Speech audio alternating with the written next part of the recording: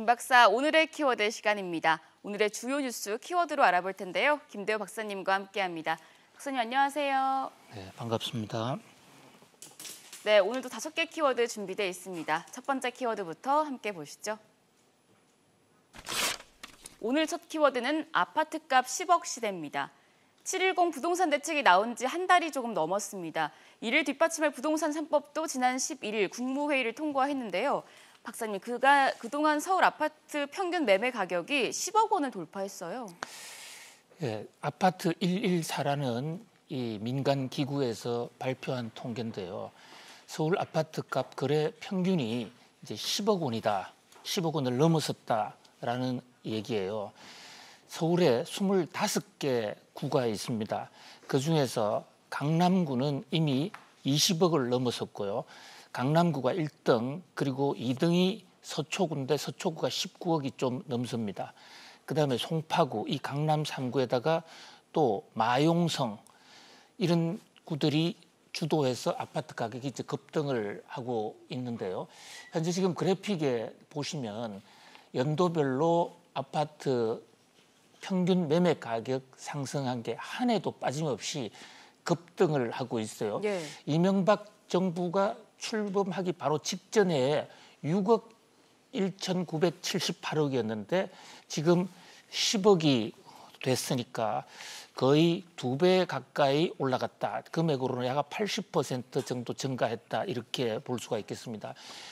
물론 김현미 국토부 장관은 14%밖에 오르지 않았다라고 얘기하고 있고, 또 국민은행의 중위값 통계로 보면 약 54% 올랐다. 그런데 오늘 이 부동산 114, 현재 부동산 114는 아시아나를 인수하려고 준비하고 있는 HDC 현대산업개발이 직접 운영하고 있는 회사죠.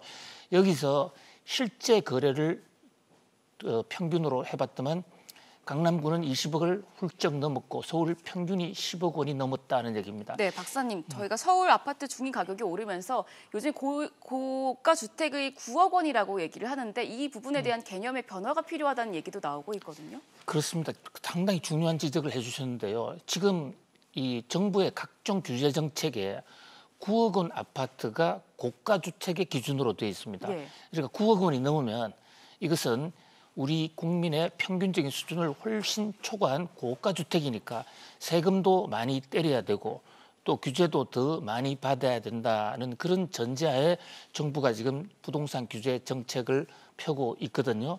그런데 지금 서울의 평균이 10억 원이란 말입니다. 네. 그렇다면 정부가 9억 원을 고가로 지정을 해놓고 규제를 하게 되면 결국은 평균적인 국민을 때리는, 그러니까 정부의 부동산 정책이 왜 국민적 저항을 야기했는지, 국민의 민심을 읽게 했는지를 설명해주는 한 단서도 바로 저기에 있다고 하겠습니다. 9억 원을 고가주택이라고 하는 것은 10여 년 전에 나온 기준이에요. 네. 그런데 현재 지금 평균이 10억인데 9억 이상을 규제한다라는 게 좀 넌센스가 아닌가라는 그런 생각이 들고요. 특히 이제 각종 규제 정책에도 불구하고 아파트 가격이 계속 올라가고 있는데 지금 정부의 종부세 정책, 종부세 규제 대상자가 1%밖에 없다라고 얘기를 합니다만은 그것은 과거의 시세를 기준으로 한 것이고 지금 아파트 가격이 이렇게 급속히 올라가면 내년이나 내후년 되면 종부세 과세 대상자가 폭발적으로 늘겠죠. 종부세가 지금 1가구 1주택의 기준이 9억이고요. 1가구 2주택인 경우에 6억입니다.